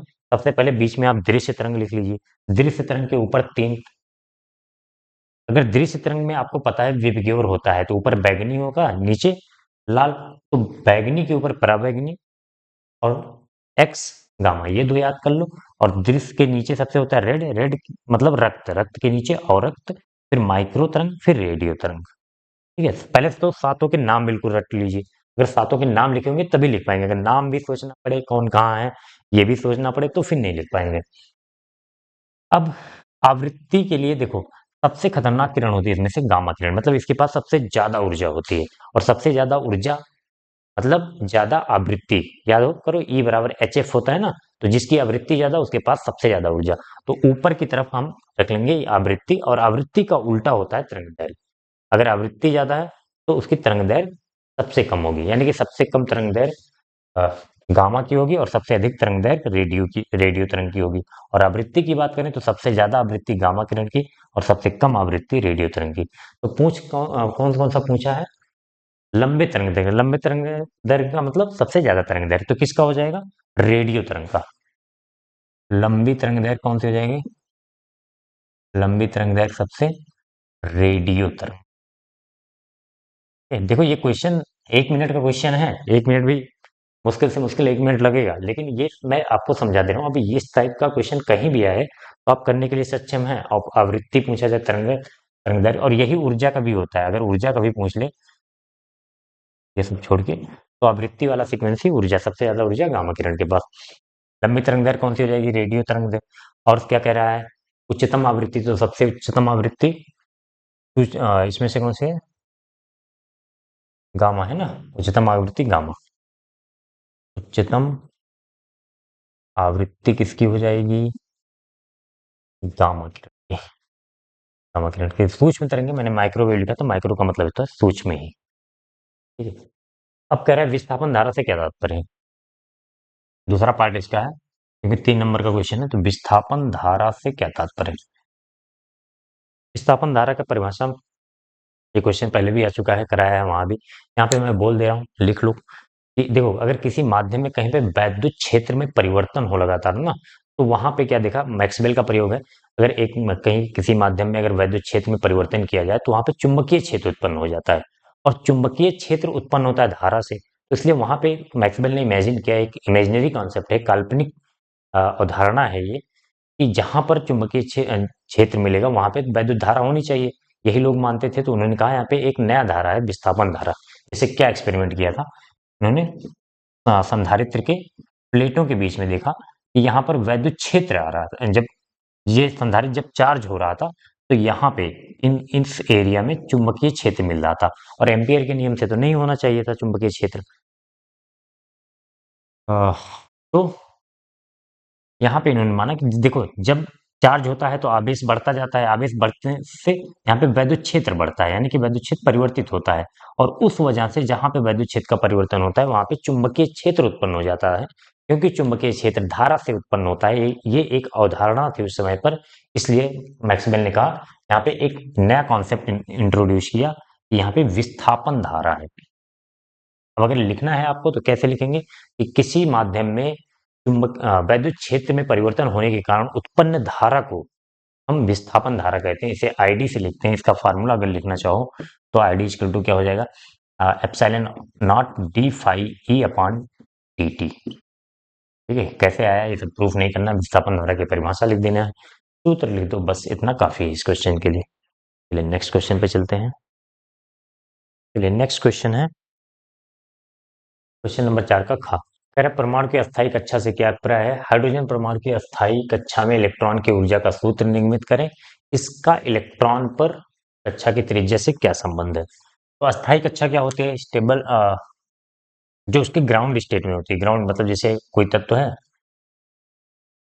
नाभिक हो गया, उसके चारों तरफ इसमें जो इलेक्ट्रॉन है, या फिर इसमें जितने भी इलेक्ट्रॉन है, सबके लिए अस्थायी कक्षा उनकी, जिसमें जब हम इलेक्ट्रॉनिक विन्यास करते हैं तो जो इलेक्ट्रॉन जिस कक्षा में जाता है वो उसके लिए अस्थायी कक्षा होती है, उसके लिए हम बोलते हैं वह ग्राउंड स्टेट में है। जैसे हाइड्रोजन है, हाइड्रोजन का एक ही इलेक्ट्रॉन होता है हाइड्रोजन में और एक प्रोटॉन होता है, तो ये पहली वाली कक्षा ही हाइड्रोजन के लिए अस्थायी कक्षा हो जाएगी।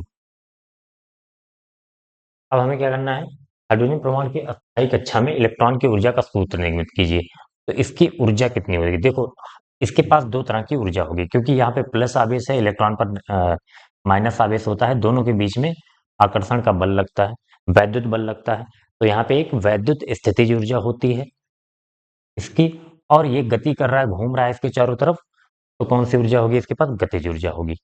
तो ऊर्जा बराबर क्या हो जाएगा? कुल ऊर्जा बराबर, के पास टोटल एनर्जी में लिख दे रहा हूँ, कुल ऊर्जा ई, ई नेट बराबर क्या हो जाएगी? गतिज ऊर्जा, इलेक्ट्रॉन की गतिज ऊर्जा प्लस स्थितिज ऊर्जा, इलेक्ट्रॉन की स्थितिज ऊर्जा, ये हो जाएगी। अब क्या करें, गतिज ऊर्जा को हम कैसे लिखते हैं? हाफ एम वी स्क्वायर, और प्लस स्थितिज ऊर्जा क्या होती है? स्थितिज ऊर्जा क्या होती है? याद करो formula, k q one q two by r. K का मतलब 1/4 पाई एप्सिलॉन नॉट बोल दो। क्यू वन क्या है? क्यू वन इलेक्ट्रॉन ले लो माइनस चार्ज, क्योंकि स्थितिज ऊर्जा में हमें आवेश को चिन्ह के साथ रखना होता है, माइनस ई, या फिर 1.6 इंटू 10⁻−19। यहाँ पे ई की वैल्यू हम लास्ट में रख देंगे अगर जरूरत पड़ेगी, नहीं तो ई के टर्म में ही याद किया जाता है। और प्रोटॉन, एक प्रोटॉन है, प्रोटॉन पर प्लस ई के बराबर चार्ज होता है, ये plus e upon r. R क्या होगी? इसकी त्रिज्या। ठीक है, ये तो हो गया। अब एम वी स्क्वायर या फिर वेग तो हमें नहीं पता है, वेग कैसे हम पता करें? तो ये जो अपने बोर का सेकंड पॉस्टुलेट जो ग्रेड बताया था, उन्होंने क्या बताया था कि इलेक्ट्रॉन जो है उन्हीं कक्षाओं में गति कर सकता है जिनका कोणीय संवेग कितना हो? एन एच अपॉन 2 पाई के बराबर हो। एन एच अपॉन 2 पाई के बराबर हो, तो ये क्या होता है? M v equal to n h, m v r होता है ना, m v r equal to n h upon 2 pi m v square चाहिए, यहाँ से वी निकाल सकते हैं हम, या फिर अगर इसके टर्म में निकालना होगा 1/4 पाई एप्सिलॉन नॉट के टर्म में। कोई दूसरा तरीका यहाँ पे, एक ये कॉन्सेप्ट लगा सकते हैं हम यहाँ पे कि ये वृत्तीय, एक मिनट रफ कर दें इसको हम, ये जो वृत्तीय कक्षा में गति कर रहा है उसको गति करने के लिए अभिकेंद्र बल चाहिए होता है। अभिकेंद्र बल कितना लगता है? M v square by r. और वो मिलता कहाँ से है इसे? इनके बीच में लगने वाले वैद्युत बल, जो आकर्षण का बल लगता है ना, वही अभिकेंद्र बल प्रदान करता है। तो अभिकेंद्र बल बराबर वैद्युत बल के हो जाएगा, और ये कितना होगा? 1/4 pi epsilon not Q1 Q2, यानी कि E इंटू ई। यहाँ पे बल में प्लस माइनस नहीं रखते हैं, अपॉन आर स्क्वायर। देखो क्यों किया मैंने ये, वहां से भी वेग निकाल सकते थे, लेकिन वहां से फिर ये टर्म 1/4 पाई एप्सिलॉन नॉट, ये टर्म अलग तरीके का होता, तो यहाँ पे आसान होगा। अब देखो यहाँ से एक फायदा होगा, हमें एम वी स्क्वायर पूरी की वैल्यू मिल जाएगी। एम वी स्क्वायर की वैल्यू निकाल लो सीधा सीधा। एम वी स्क्वायर बराबर क्या हो जाएगा? एक आर से आर कैंसिल हो जाएगा, 1/4 pi epsilon not E square by r रख दो। कुल ऊर्जा बराबर क्या हो जाएगी? ई नेट बराबर हाफ एम वी स्क्वायर की जगह पे क्या रखेंगे? 1/4 pi epsilon not E square by r plus 1/4 pi epsilon nought. अच्छा, ये minus plus into minus minus हो जाएगा, तो यहाँ माइनस लगा दे रहा हूँ। माइनस 1/4 पाई एप्सिलॉन नॉट, अब ई स्क्वायर बाई आर। कुछ कॉमन लिख रहा है, जो कॉमन दिख रहा हो उसको बाहर निकाल लो। तो 1/4 pi epsilon not E square by R common दिख रहा है, E net equals to 1/4 pi epsilon not E square by R common दिख रहा है। तो यहाँ पे क्या बचा? 1/2 माइनस 1/4। इन दोनों को सॉल्व जब कर लोगे, 1/2 माइनस 1/4 कितना आ जाएगा? माइनस का आ जाएगा 1/2, 1/2 माइनस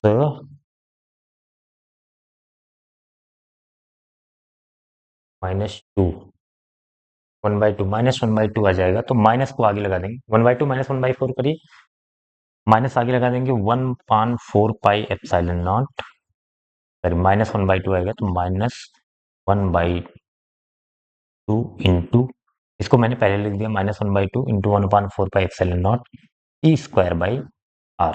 तो ई नेट कितना हो जाएगा? ई नेट कितना हो जाएगा?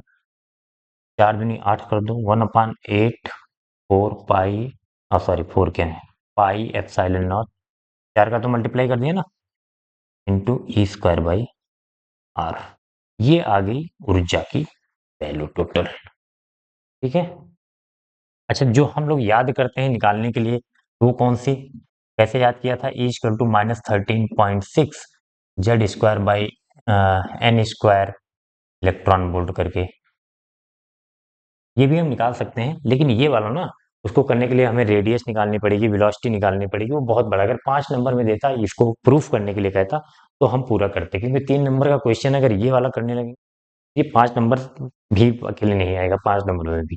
तो ये आपको इतना कर देना है, और इसलिए इसको किया क्योंकि आगे भी क्वेश्चन में हमारी हेल्प करेगा। इलेक्ट्रॉन की कक्षा की त्रिज्या से संबंध का उल्लेख करें, तो इसमें रेडियस आ जाएगा। अगर ये वाला निकाले, देखें इसमें आर नहीं आ रहा है ना, तो फिर आर को एन स्क्वायर से रिलेट करेंगे, तो ये और बड़ा हो जाएगा। क्योंकि रेडियस के बारे में, त्रिज्या के बारे में पूछा है, तो यही वाला तरीका हमें आसान होगा। हो सकता है स्कूल में आपने इसको प्रूफ किया हो, भी अपने यहाँ बच्चों को यही प्रूफ करवाते हैं, ये वाला तो नहीं करवाते, लेकिन अब यहाँ पे आया था क्वेश्चन, तो इसी तरीके से किया हमने। तो आर क्या होगा? ध्यान से देखो कैसे रेडियस त्रिज्या के साथ कैसे रेडियस का क्या संबंध है। ये इसके ई नेट जो है, या फिर ई जो है, इनवर्सली प्रोपोर्शनल व्युत्क्रमानुपाती है कक्षा की त्रिज्या के। यानी कि कक्षा की त्रिज्या अगर हम बढ़ाते जाएंगे, तो ई का मान घटता जाएगा। ठीक है, व्युत्क्रमानुपाती संबंध है, इतना लिख सकते हैं आप, तो लिख दीजिए व्युत्क्रमानुपाती। ठीक है, चलिए नेक्स्ट क्वेश्चन पे चलते हैं। नेक्स्ट क्वेश्चन है क्वेश्चन नंबर, ये 4 चल रहा है ना, क्वेश्चन नंबर 4 का गा। चुंबकीय द्विध्रुव को परिभाषित कीजिए। चुंबकीय क्षेत्र में चुंबकीय द्विध्रुव पर लगने वाले बलाघूर्ण का व्यंजक प्राप्त कीजिए। तो बलाघूर्ण का सूत्र पढ़ा होगा सबने, टाउ बराबर पी साइन थीटा, सॉरी ये तो वैद्युत द्विध्रुव पर लगने वाला बलाघूर्ण। चुंबकीय पर होता है I A B sine theta. अगर एन फेरे हैं, तो n I A B sine theta, ये प्रूव करना है।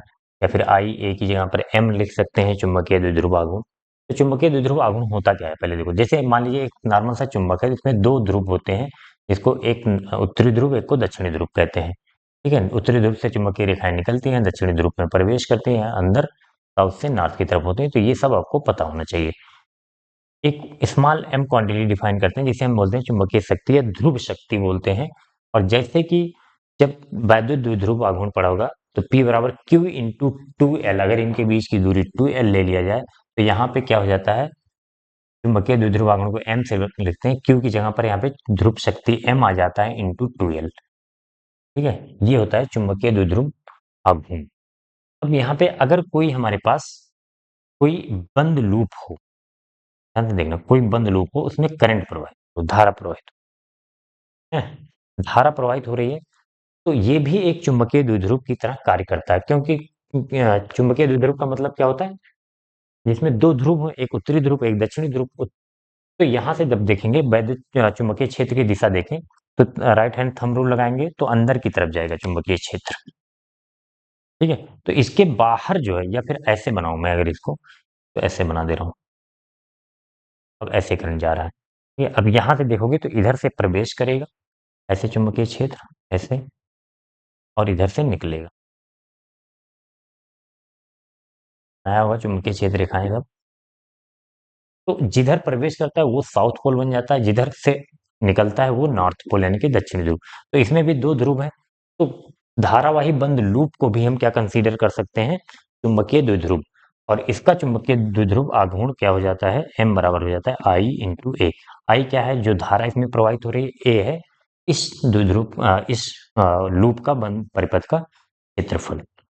अब हमें क्या करना है, चुंबकीय क्षेत्र में द्विध्रुव पर लगने वाले बलाघूर्ण का व्यंजक प्राप्त करना है। तो हम क्या करेंगे, इसको आपको नोट करना हो तो कॉल कर लो, डेरिवेशन हमें करना है तो फिगर में इधर ही बनाऊंगा। ये आधा पार्ट हो गया, जो मेन पार्ट यही है, चुंबकीय द्विध्रुव का पर लगने वाले बलाघूर्ण का व्यंजक प्राप्त करना है। ध्यान से देखो क्या करना है, हमें एक चुंबकीय क्षेत्र ले लेना है। हमने क्या किया है, तल के अंदर की तरफ क्रॉस बनाया, मतलब तल के अंदर की तरफ चुंबकीय क्षेत्र ले लिया है। अब चुंबकीय क्षेत्र में एक लूप रखेंगे और इसको थोड़ा सा किसी एंगल पर रखेंगे, ऐसे करके, या फिर मान लो पहले ऐसे था, चलो ऐसे मान लेते, शुरू कर देते हैं, पूरा कंप्लीट करा देता हूँ मैं। और इसमें धारा आई प्रवाहित हो रही है, ये एल है और ये बी है, या फिर ए इंटू ए और बी मान लो, ये ए मान लो लंबाई, जो मानना हो आपको मान लो, चलो ए बोल दिया मैंने। ठीक है, अच्छा अभी इन पर बल लगेगा, धारावाही लूप है चुंबकीय क्षेत्र में, जब धारावाही लूप या फिर धारावाही चालक रखा जाता है तो उस पर बल लगता है, चुंबकीय बल। तो ध्यान से देखना, दिशा उसका ज्ञात कर लेना अपना, कैसे दिशा ज्ञात करते हैं, फ्लेमिंग के लेफ्ट हैंड रूल से। अब ये सब मैं पूरा डिटेल में नहीं करूंगा, बहुत टाइम लग जाएगा। ठीक है, 3 नंबर का क्वेश्चन है तो मैं पूरा करा रहा हूँ। अगर यहाँ से हम इधर देखें तो इस पर, इस तार पर इधर बल लगेगा Fm, और इस पर इधर लगेगा, इस पर इधर लगेगा, पर इधर लगेगा। कितना लगता है, आई बी एल साइन थीटा। अगर इसकी लंबाई ए है तो आई बी ए साइन थीटा इस पर इधर, आई बी ए साइन थीटा इस पर इधर, तो दोनों तरफ ओवरऑल नेट फोर्स जीरो, ऊपर जितना उतना फोर्स नीचे, तो ओवरऑल फोर्स जीरो। अब क्या करेंगे, जब फोर्स जीरो है और यहाँ पे देखो क्या ये घूम सकता है, यहाँ पे बलाघूर्ण तब लगेगा जब घूमेगा, या फिर अगर कोई भी वस्तु अगर घूम नहीं रही है किसी बिंदु के सापेक्ष, किसी एक्स के सापेक्ष, तो वहां पे हम बोलते हैं बलाघूर्ण जीरो है। तो अगर यहाँ पे देखो, ये ऐसे में मेरा हाथ देखो, इधर जितना बल उतना बल इधर, जितना ऊपर उतना नीचे, तो फिर कोई बल आघूर्ण कहीं इधर भी नहीं घूम सकता, सब एक दूसरे को कैंसिल कर दे रहे हैं, तो बल आघूर्ण भी जीरो है। यहाँ पे क्या है, इस केस में जब थीटा बराबर कितना है, थीटा किसके किसके बीच, मान लो एल लंबाई के बीच, आई बी एल साइन थीटा होता है ना, एल और बी के बीच थीटा कितना है, 90 डिग्री है। हाँ, तो अगर ये इसके एल और बी के बीच 90 डिग्री है तो ओवरऑल नेट फोर्स तो जीरो है। देखो किसी एक पर बल नहीं जीरो है, नेट फोर्स जीरो है, एफ नेट जीरो हो जाएगा, और टाउ नेट भी, बला घूर्ण भी पूरा जीरो हो रहा है यहाँ पे। तो क्या करेंगे, अब आगे देखो, ये केस मैंने बस आपको समझाने के लिए लिखा है, यहाँ से नहीं आएगा फार्मूला, फार्मूला कहाँ से आएगा, इसको हम थोड़ा सा जो है टिल्ट करेंगे। टिल्ट करने का मतलब ऐसे थोड़ा सा, ये अभी इस स्थिति में है, इसको ऐसे थोड़ा सा घुमा देना है। इसको कैसे बनाऊं मैं, तो बना दे इसे, तो कुछ इस तरीके से कर देंगे, पहले ऐसे था, अब ऐसे कर दिया, क्या किया है, थीटा एंगल घुमा दिया है, ऐसे था, थीटा एंगल घुमा दिया है। अब ध्यान से देखो, ये अगर ऐसे हो गया, ऐसे, तो एक बल यहाँ पे लगेगा, एक बल इधर लगेगा। ऊपर वाला और नीचे वाला तो अभी भी कैंसिल कर देंगे, लेकिन इधर वाला और इधर वाला दोनों एक दूसरे को, ऐसे था ये, मान लो ऐसे था तो इधर इधर कैंसिल, अब ऐसे हो गया है तो एक बल यहाँ लग रहा है इधर और एक बल इधर लग रहा है, तो ये इसको घुमा सकता है कि नहीं, दिख रहा है, ऐसे घुमा सकता है। जब ये पूरा प्लेन में था तो जिधर इतना, इधर जो बल इतना इधर उतना ही इधर, तो दोनों बल एक दूसरे को कैंसिल कर दे रहे थे, और कैंसिल कर दे रहे थे तो बलाघूर्ण जीरो, बल भी जीरो और बलाघूर्ण भी जीरो, घुमा भी नहीं पा रहे। अब अगर इसको ऐसे घुमा दिया जाए, एक बल यहाँ लगे एक बल यहाँ, तो ये घूम सकता है कि नहीं ऐसे, तो अब बलाघूर्ण आएगा।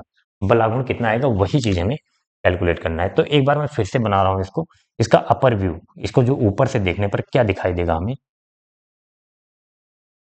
देखो फिगर ही समझना, इस क्वेश्चन में फिगर ही समझना तुम्हारे लिए इंपॉर्टेंट है, बाकी डेरिवेशन तो सिंपल है। अभी देखो डेरिवेशन कितना आसानी से है, ये पहले ऐसे था, ये पहले ऐसे था, अब ऐसे घूम गया है, ये थीटा एंगल है, ये ऊपर वाला पार्ट है। बल कितना लगेगा सर, बल कितना लगेगा, इधर मान लो एफ एम लग रहा है, एफ एम लग रहा है, एफ एम कितना होगा, आई बी ए साइन थीटा। देखो बल जो इस वाली भुजा पर लग रहा था, ए इसको माना है हमने, बी इसको माना है, तो जो इस भुजा पर बल लग रहा है उसी को हम ऊपर यहाँ दिखा रहे हैं।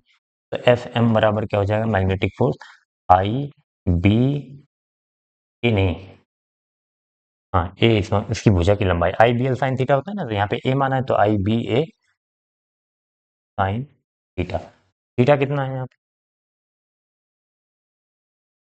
थीटा कितना है, थीटा किसके किसके बीच में, ये भुजा और चुंबकीय क्षेत्र। तो भुजा जैसे भी है ओवरऑल ऐसे कर दिया तब भी तो ये 90 डिग्री है इसके बीच में, चुंबकीय क्षेत्र और उसके बीच में, तो आई बी ए साइन 90 हो जाएगा। तो एफ एम बराबर क्या हो जाएगा, आई बी ए, एल और बी के बीच में, या फिर ए और बी के बीच में अभी भी कोण 90 डिग्री ये है, अंदर की तरफ है चुंबकीय क्षेत्र, और एल ऐसे है, बस इससे घूम गया है थोड़ा सा, तो कोण कितना है, 90 डिग्री ही तो है।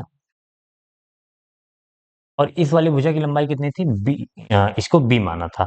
तो अगर यहाँ के सापेक्ष, इस मध्य बिंदु के सापेक्ष हम चुंबकीय आघूर्ण निकालना चाहें तो कितना हो जाएगा,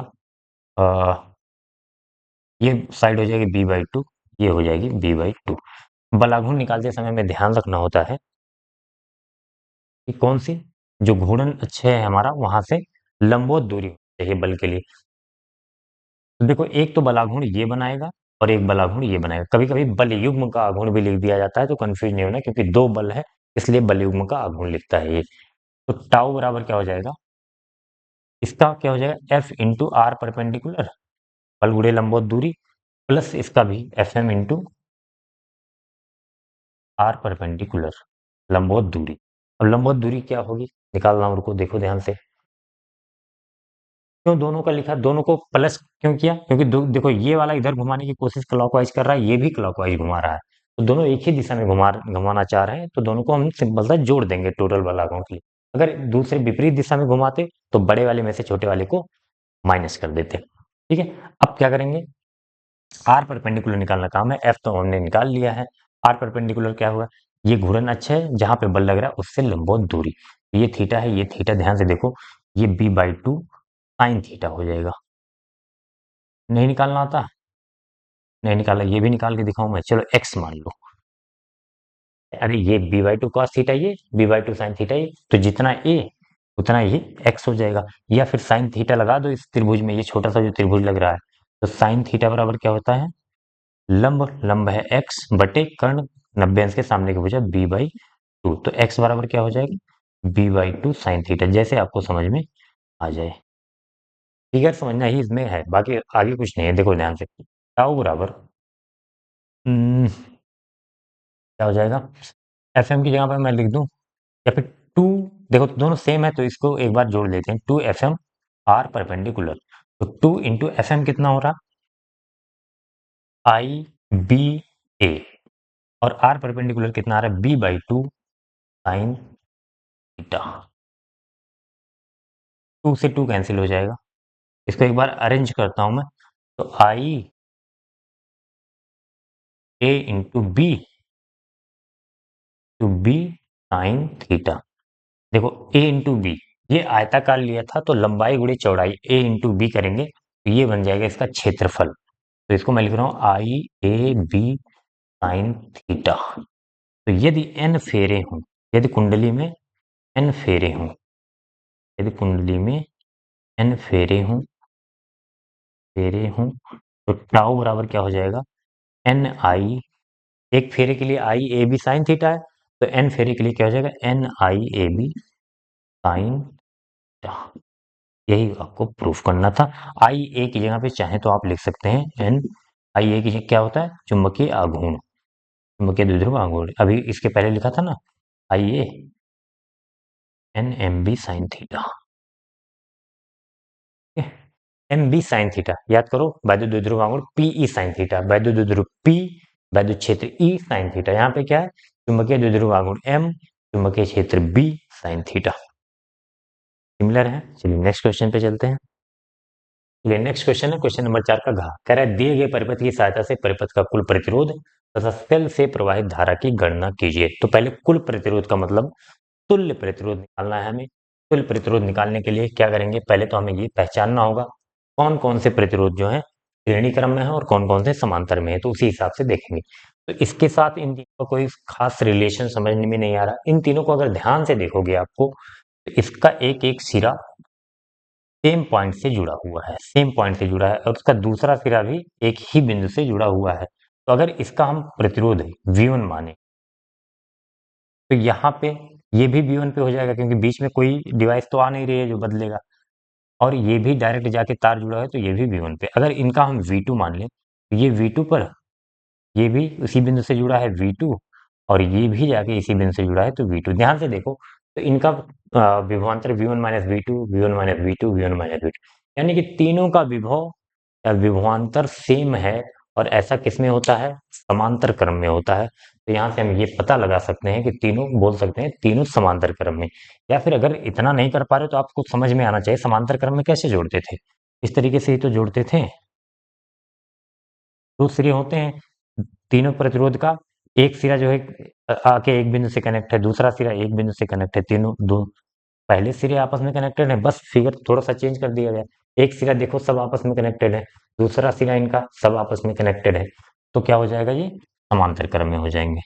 जैसे भी आप पहचान पाओ, पहचानना आना चाहिए। और तो क्या लिखेंगे, 50 ओम, ये 50 ओम, कॉमा 75 ओम, कॉमा 50 ओम, ये तीनों किसमें है, समांतर क्रम में है। और समांतर क्रम में है, अगर समांतर क्रम में है तो इनकी तुल्य धारता 1/R इक्विवेलेंट बराबर क्या हो जाता है, 1/R1 plus 1/R2 plus 1/R3। ठीक है, अब क्या करेंगे, जोड़ दो सबको, लिखो 1/R1 की जगह पे 50 प्लस 1/50, R2 की जगह पे 50, 50, 75, R2 R3 जो करना हो कर लो आप। तीनों का एलसीएम लोगे तो कितना हो जाएगा, 50, 900, 75, 150, 150 एलसीएम हो जाएगा इनका। ऐसे सॉल्व कर सकते हो आप, सॉल्व कर लो। 50 3 प्लस 50 3 75 दूनी 150, 3 3 6 2 8/150। तो आर इक्विवेलेंट यानी कि तुल्य प्रतिरोध कितना हो जाएगा, रिवर्स कर देंगे, उसको भी रिवर्स करेंगे तो 150/8 ओम आ जाएगा। चाहो तो दशमलव में कर सकते हो, 8 1 8, और दशमलव लगाओगे, मतलब 10 दशमलव कुछ करके आएगा, जो भी आएगा आप दशमलव में कर लो, या फिर इतना ही आंसर लिख दो, कोई दिक्कत नहीं है। अभी क्या, ना ना ना ना ना ना ना, अभी तो ये फाइनल आंसर थोड़े होगा, अभी तो एक प्रतिरोध और बचा हुआ है। तो ये जो 150/8 ओम आएगा, और इसके साथ ही देखो इन तीनों को हटाकर हम क्या करेंगे, एक जोड़ देंगे, यहाँ पे एक लगा देंगे बस, 4.5 वोल्ट। और ये कितना था, 100 ओम था, ये कितना है, 150/8 है। तीनों को हटाकर एक लगा, कितने का, 150/8 ओम का। तो अब 150/8 ओम और 100 ओम, 100 ओम ये किसमें है, श्रेणी क्रम में। ध्यान से देखो, इतना तो पहचानना आना चाहिए, श्रेणी क्रम में है। तो दोनों को जोड़ दूंगे, आर इक्विवेलेंट बराबर क्या हो जाएगा, 100 प्लस 150/8 सॉल्व करोगे 8 गुणे 100 करोगे 800 प्लस 150 यानी कि 950/8। करना हो दशमलव में कर दो, नहीं तो यही आंसर कर दो, 950/8 ओम। अब ये तुल्य प्रतिरोध आ गया, तो धारा कितनी निकलेगी? दूसरा क्या है? सेल से प्रवाहित धारा। तो आई इक्वल टू क्या होता है? V बटे आर इक्विवेलेंट। V बटे आर होता है, अगर एक प्रतिरोध होता तो V बटे आर करते, अगर कई सारे प्रतिरोध हैं तो उनका तुल्य प्रतिरोध निकाल कर फिर यहाँ पर आर इक्विवेलेंट रखेंगे। तो V कितना दिया है? 4.5 बटे आर इक्विवेलेंट कितना है? 950/8। तो इसको ऊपर ले जाएंगे तो क्या हो जाएगा?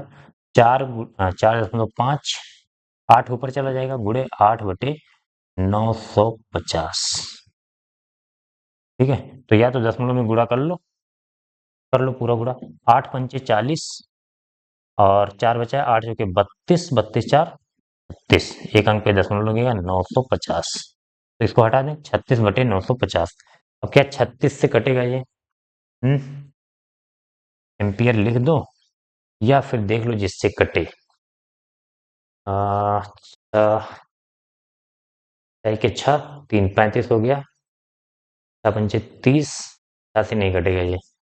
तो 36 दूना 72, कहीं पूरा पूरा तो नहीं कट रहा है? 72 8 दूना 72, 72 8 80, 15 15 8 23, 230 नहीं कटेगा। तो 4 दूनी 8, 4 तियां 12, 4 से भी नहीं कटेगा। 2 से काटो या फिर डिवाइड करो, आप जो भी आए आंसर अपना सॉल्व कर लेना दशमलव में। ठीक है, चलते हैं नेक्स्ट क्वेश्चन पे चलते हैं। नेक्स्ट क्वेश्चन है, खगोलीय दूरदर्शी क्या है? खगोलीय दूरदर्शी का किरण आरेख बनाइए जबकि अंतिम प्रतिबिंब अनंत पर बनता है। तो किरण आरेख ही बनाना है। खगोलीय दूरदर्शी होता क्या है, सबसे पहले ये समझ लेते हैं। दूरदर्शी क्या होता है? दूर की वस्तुओं को देखने का एक यंत्र है। दो यंत्र होंगे आपके सिलेबस में, एक तो सूक्ष्मदर्शी, एक दूरदर्शी। सूक्ष्मदर्शी क्या करता है? बहुत छोटी वस्तुओं को जिसे हम अपनी आंखों से नेकेड आई से नहीं देख सकते हैं, तो उनको जूम करके यानी कि बड़ा करके दिखाता है। और दूरदर्शी भी क्या काम करता है? जो हमसे बहुत दूर स्थित वस्तुएं, जैसे तारे वगैरह हो गए या फिर बहुत दूर की वस्तुएं कुछ हम देख रहे हैं, प्लेन वगैरह, तो उनको क्या करता है? ये बड़ा नहीं करता है, उनको पास लाके हमें दिखाता है। जो प्रतिबिंब बनाता है वो हमारे थोड़े सा पास बना देता है, तो वो चीजें हमें दिखने लगती हैं। सूक्ष्मदर्शी क्या करता है? वस्तु को बड़ा करता है, जूम करता है। दूरदर्शी क्या करता है? वस्तु को पास लाता है। तो क्या है? यह खगोलीय दूरदर्शी एक ऐसा यंत्र है जिससे हम दूर की वस्तुओं को पास लाकर देख सकते हैं। दूरदर्शी का किरण आरेख बनाइए। तो इसमें दो लेंस होते हैं, दोनों उत्तल लेंस होते हैं। एक तो अविदृश्यक होता है, पहला वाला इधर वाला बड़ा होता है, देखा होगा आपने। और एक लेंस होता है नेत्रिका, वो छोटा होता है, कि फोकस दूरी भी छोटी हुई। ये कौन सा लेंस है? अविदृश्यक, ऑब्जेक्टिव लेंस बोलते हैं, अविदृश्यक। इसकी फोकस दूरी को एफ ओ से, ऑब्जेक्टिव से रिप्रेजेंट करते हैं। इसको क्या बोलते हैं? नेत्रिका लेंस, नेत्रिका बोलते हैं। और इसकी फोकस दूरी को हम एफ लिखते हैं। अब क्या होता है? वस्तु कहाँ पे बहुत दूर पे होती है? दूरदर्शी से हम कब देखते हैं? जब वस्तु बहुत दूर हो, अनंत पे हो, तो उसको बिल्कुल मुख्य अक्ष के लंबवत करना थोड़ा सा आसान नहीं होता। तो हम ऐसे मान लिया यहाँ पे कहीं पे वस्तु है, ये आपकी वस्तु हो गई। अब यहाँ से जो प्रकाश की किरणें आएंगी वो बिल्कुल समांतर आती हैं। अगर प्रकाश की किरणें मुख्य अक्ष के समांतर होती हैं तो फोकस पर मिलती हैं, और अगर आपस में समांतर है, मुख्य अक्ष के नहीं है, तो फोकस तल में कहीं पे मिलती हैं। तो ये क्या होगा? मान लो यहाँ पे इसकी फोकस दूरी अनंत पे है, तो कहाँ पे बनेगा प्रतिबिंब? फोकस पर बनेगा। ये है एफ ओ, तो ये आके कहीं पे नीचे ऐसे मिलेंगे, इसी तल में आके मिलेंगे, तो ये बन जाएगा आपका प्रतिबिंब। ठीक है, ये प्रतिबिंब, इसको वस्तु को बोल दो आप ए डैश बी डैश। तो प्रतिबिंब क्या बनेगा? ऊपर वाला नीचे बन रहा है, उल्टा बन रहा है ना, उल्टा बनता है। ये ए डैश हो जाएगा, ये बी डैश हो जाएगा। अब इसका फाइनल प्रतिबिंब इससे बनेगा, थोड़ा सा इसका फाइनल प्रतिबिंब इससे जो आपतित किरणें होंगी, ये इसके मुख्य अक्ष के समांतर, अब इसके पास आ गई है ना। क्या केस क्या दिया है? जबकि अंतिम प्रतिबिंब अनंत पर बनता हो, तो ये दूरी तो हो जाएगी एफ नॉट, और ये दूरी कितनी हो जाएगी, इसके लिए वस्तु का काम करेगा ये प्रतिबिंब, तो यू ए, यानी कि वस्तु किसके लिए, आईपीस नेत्रिका के लिए। और ये यहाँ पे होगा एफ नॉट के, एफ ई के बराबर। क्यों? क्योंकि अनंत पर बनाना है हमें प्रतिबिंब। अगर अनंत पर बनाना है तो ये वस्तु कहाँ पर होनी चाहिए, इसके फोकस पर होगा तभी तो अनंत पर बनेगा ना। ये तो हम करते थे। तो इसके समांतर ले जाओ,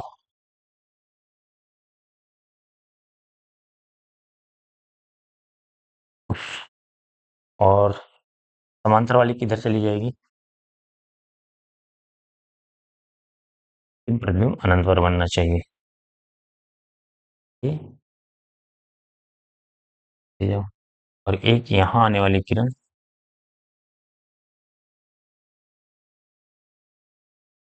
ये एफ नहीं होगा।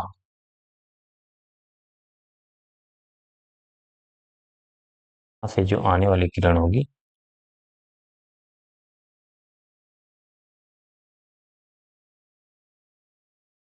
एक किरण, हाँ, जो मुख्य इसके प्रकाशिक केंद्र से होकर जाएगी, वो ऐसे निकल जाएगी। फिर इनको हम पीछे बढ़ाएंगे, पीछे बढ़ाएंगे, यहाँ कहीं पर फाइनल प्रतिबिंब बनेगा। ठीक है, एक किरण समांतर गई तो वो फोकस से होकर चली जाएगी एफई से, और जो प्रकाशिक केंद्र से होकर गई उससे वो सीधी निकल जाएगी। फिर दोनों को पीछे बढ़ाते हैं तो यहाँ पर आकर अंतिम प्रतिबिंब बनता है, इसको हम लिख देते हैं A double dash P double dash से। ये तुम्हारा हो जाता है वी ओ, तो एफ ओ, या फिर अगर अंतिम इसी को वी ओ से भी लिखते हैं, ऑब्जेक्टिव लेंस से जो प्रतिबिंब बन रहा है, वी ओ। ये हो गया आपका प्रतिबिंब, और खगोलीय दूरदर्शी के बारे में आपको लिखना है, अनंत पर बन रहा है। इसको पहले तो डेफिनेशन लिखेंगे पहले, उसके बाद क्या करेंगे, ये फिगर कैसे कैसे बनाया है मैंने पूरा डिटेल में समझा दिया है। और इसके पहले भी ये क्वेश्चन एक बार आ चुका है, और अगर आपको आवर्धन क्षमता को लिखने की जरूरत है, फार्मूले वगैरह लिखने की जरूरत है, तो आप उस वाले क्वेश्चन पे चले जाइएगा। ये सेट 2 में शायद था, देख लेना अपने अनसॉल्व पेपर में जहाँ पे होगा। ठीक है, तो अब ये जो है क्वेश्चन नंबर 4 तक हो गया। अब नेक्स्ट पार्ट में मिलते हैं क्वेश्चन नंबर 5 के साथ।